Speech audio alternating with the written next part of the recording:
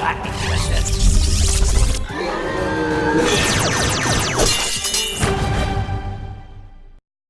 Hey guys, Peter Franson here from christiangeekcentral.com and Spirit Blade Productions, here to give you my reactions to Ubisoft's press conference for E3 2019.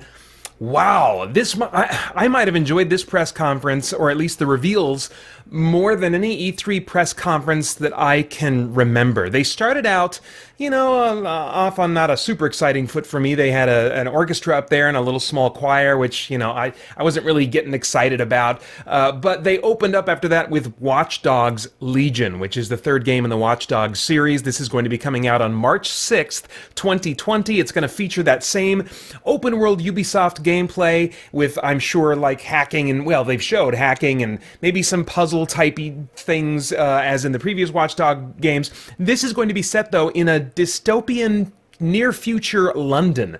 It reminds me, the setting and the vibe and the technology, kind of Homefront Revolution, which is a first-person kind of open city game that reminds me a bit of the Far Cry games, but I was frustrated by the enemy spawning in those games. It felt, or in Homefront, it felt unfair, and this one, Ubisoft makes quality open city games, so if I can get a similar kind of fictional scenario as Homefront, but in a third-person, Ubisoft version of that, then, oh man, this could be really cool. The other thing that's really shocking to me is that apparently you can play as anyone in this game. The organization DedSec, which you were a part of as Marcus, I think was the main protagonist's name in the Watch Dogs 2, now you are playing multiple members of DedSec. In fact, anyone on the street can be recruited, and you can add to your roster of DedSec members that you can take advantage of. This was mind-boggling to me. They said that anybody you recruit, they have an origin mission, that cutscenes will be different depending on the person that you're using. I don't know how they're going to, behind the scenes, make it so that you can literally recruit anyone. They really emphasized you can recruit anyone, that everyone in this dystopian society has a reason to fight against the regime and be a part of DedSec, and so I don't know if there are barriers to recruiting certain types of people, and that's how they kind of gate it, because I can't imagine that they would have, thousands and thousands of actors to flesh out all these different NPCs that you can then play as at some point. There's got to be some way that they can whittle that down. Otherwise, well, either way, it might end up being a situation where, yeah, you have all these different characters you can play as, but their backstories, and who they are, it's all pretty shallow. I just don't know how they're going to gonna do that bit of magic for us. So it'll be very interesting to see more information about this game as we get closer to its release in March 2020.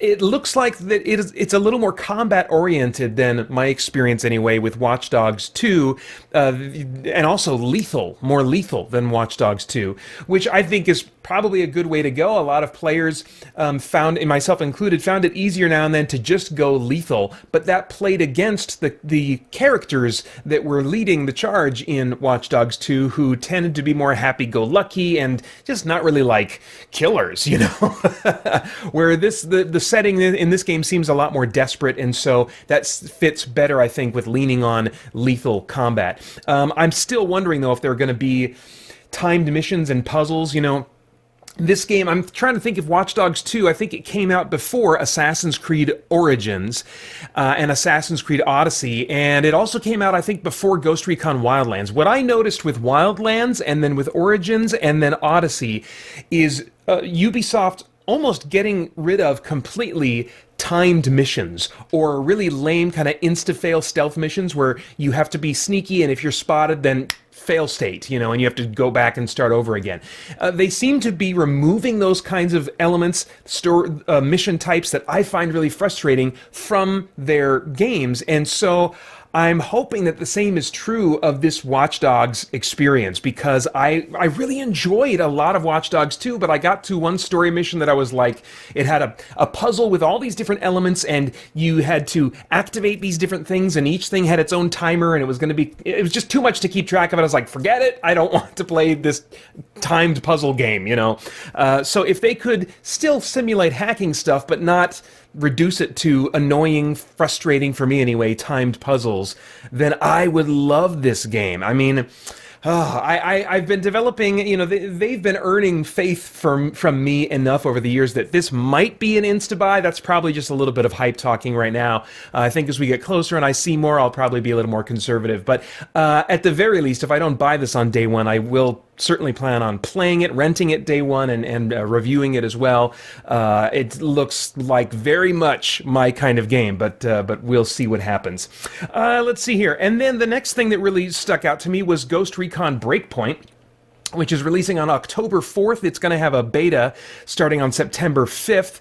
And their post-launch plans. I mean, Wildlands was my game of 2017, so I've really been looking forward to Breakpoint, but when they announced that there was no AI team members and that you would just have drones with you as a single-player gamer, I was concerned because the drones were not going to have the ability to revive you. That they could do sync shots, if you know that term, but which sync shots basically allows you to coordinate with other team members so that you can shoot like 3 guys at once to prevent, the camp from being notified. Just depending on their positioning, it's sometimes worthwhile to take down 3 guys at once, so that the camp doesn't freak out, Anyway, Sync Shot was still going to be present with drones, but not the ability for AI teammates to revive you if you fall down. I wasn't dying a ton in Wildlands, but often enough that I would really prefer to avoid a game over screen and instead have a teammate revive me, as I did need that from time to time. So I was really hesitant about, what this game was going to be like without that built into the game. But my gosh, I was so shocked. A dev came on and announced that their post-launch plans include the return of AI teammates, this is an insta-buy for me. Insta-buy. I mean, like, even if it's not as good as Wildlands, it's going to be good enough that I'm going to enjoy it. I mean, the chances are really, really strong. And then, if that wasn't enough, another developer of the team came on stage and said that the game will include ongoing content, free updates, and many surprises inspired by our community, like this one. And then they started playing like a clip, and the hall went dark, and we just had a black screen. And then I'm just usually when I'm watching these things, I am not hyped. I'm just kind of like sitting back and just thinking, and just kind of like taking it all in very quietly. And then I heard, and I went, what? What? And then you saw these red cybernetic eyes appear out of the darkness, and then the screen went black again. And the developer just came out after that to a cheering crowd, of course, and said he gave no details about what that meant. But he said, "Will you survive your breakpoint?" And then the segment for Ghost Recon Breakpoint ended. So, wow, the Terminator IP is somehow going to be introduced, probably I would guess in a similar way to how the Predator property was introduced to Ghost Recon Wildlands, where you had a seasonal mission to hunt down the Predator who had appeared in the jungle and was kind of hunting you, and you're hunting him at the same time. So the Terminator certainly lends itself to something very similar. More likely, the Terminator will be hunting you. That's already built into the game. You kind of, as part of the story, have these wolves that are trained like you, got the same training as you, and they're the kind of the main antagonists in the game, and they're going to be kind of like hunting you down throughout the course of the game. All you got to do is slap a Terminator skin on that, give him some more hit points, and you're good to go. So that's probably what we're looking at here. But man, my preference, of course, would be to play as the Terminator. I'll get to that when we talk about my wish list. But man, either way, I am in, baby. I mean, I'll accept being hunted by one. And I think depending on player response, this could be a foot in the door for Ubisoft to work with the Terminator IP in the future. I'll come back to that in a second. Then we had a little segment about Just Dance, which normally I totally tune out of. I don't know if it was because they just shown me 2 things that were getting me a bit hyped and I was in a better mode to receive it, but I just kind of got some good feels, watching this segment about Just Dance. They showed just kind of a montage of some players of Just Dance, some streamers and other people that had just in some way had their lives affected positively by their involvement playing this game. And it was just kind of a cool celebration of Just Dance's positive role in really kind of promoting health and physical activity. I think they had a big group of dancers come out, the people that are like trained professionals that are like really good at, manipulating their bodies and doing cool stuff. But then the crowd of dancers grew, and at the end of the whole dance number included at least a couple of dancers at the front that had just kind of like normal Joe Schmo body types, that are a bit overweight and stuff, but just dancing with gusto. And I just thought that's really cool. That's really cool to just kind of promote that kind of physical activity among us, just the normal gamers that don't have the great Hollywood bodies and stuff, to use video games when we can, if that's a way that motivates us a little bit more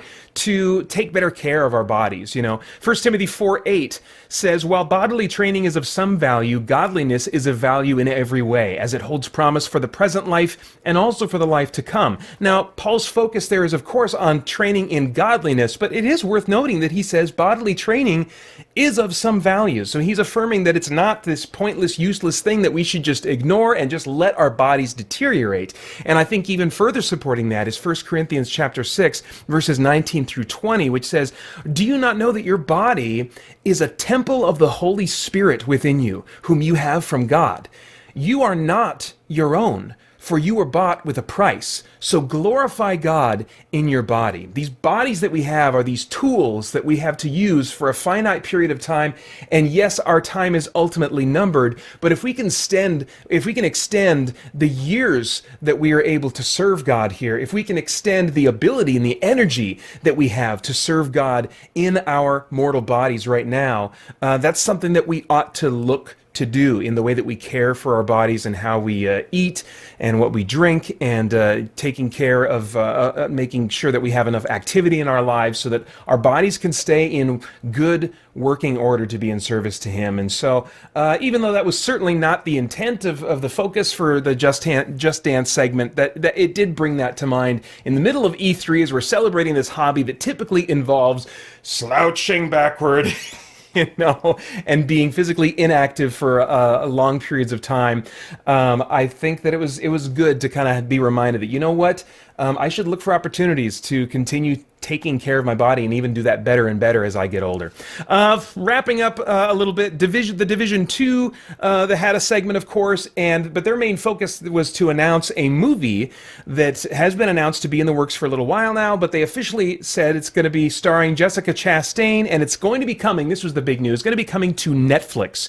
No timeline offered, but the Division movie is coming to Netflix. And earlier, I should mention, it wasn't in my notes, but they are creating a TV series for Apple TV Plus called Mythic Quest: Raven's Banquet, which is a mockumentary about game development from the creator of It's Always Sunny in Philadelphia. Is that the name of a show? I think that's the name of a show. Anyway, and it's got some really recognizable faces involved in that. So I don't know if that'll be your cup of tea or mine, but it's interesting that Ubisoft is continuing to get to spread themselves out into TV and film.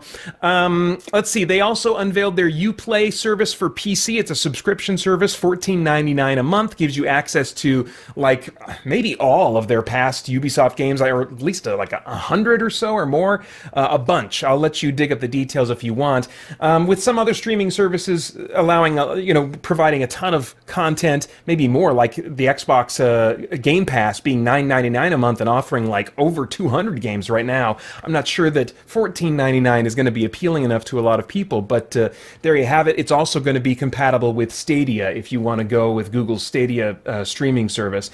And then finally they announced, just with a little teaser at the end, from the creators of Assassin's Creed Odyssey, a new IP called Gods and Monsters, and there was almost nothing said about the gameplay, which surprised me a bit because it is coming out February 2020, and that's not too far away. I wish that they would have told us at least, okay, is this an open world game? It seems to be about like ancient myth and like doing battle with gods or as gods or something like that, but it's going to be all kinds of like, mythological magic and combat and stuff like that, it looks like, but with a lighter, more cartoony, younger kind of aesthetic vibe. So so it was, all in all, there was a bunch of stuff that certainly wasn't for me, but the stuff that was for me really Man, it really hit close to the center of the target for my tastes. Let's look at my jaded predictions and my unrealistic wishes and see which ones came true. My only jaded prediction was that they will reveal a new Watch Dogs game for the first half of 2020, but it will be even heavier on timed puzzles, meaning it's not a game for me, despite how much I enjoyed the open world of Watch Dogs 2. They did reveal a Watch Dogs game for the first half of 2020, but that wasn't the jaded part of my prediction. Thankfully, the jaded part did not come true, or at least wasn't confirmed to have come true. You know, the jury's out on what the puzzles are going to be like. My first unrealistic wish is that we'd get a deep dive into Ghost Recon Breakpoint, including a look at variable difficulty settings that indicate I can tailor various aspects of this game to my low skill level, or other indications that it won't be too hard for me without AI teammates. Well, that whole wish just gets blown out of the water because AI teammates are coming back. So I am super excited that wish didn't come true. And then my next wish was that we'd get a look at Beyond Good and Evil 2's open world gameplay and see something to help me believe I can stomach playing a game with talking animals. There was nothing about Beyond Good and Evil 2 this time around. And then my final wish, which has been on my wish list since 2017, is to get from Ubisoft a new open world franchise based on the Terminator. And no, we didn't get that, but crap, we got what might be looked back on as a step toward that kind of game. We'll see. Anyway, still coming, I'm going to share my thoughts on the PC Gaming Show, the Limited Run Showcase, the Kinda Funny Games Showcase, Square Enix's Showcase, Nintendo Direct, and my top games and hidden gems of E3 2019. Also, don't forget to check out Spirit Blade Legacy Edition, our free sci-fi/fantasy mashup audio drama available for you free. You can listen to it right now on youtube.com/christiangeekcentral. Thanks a lot. Bye-bye. I've created some new tiers for our Patreon. On top of many of our original perks, I've added Discord live events, spoiler chat videos, and more. You can get all the info at patreon.com/spiritbladeproductions.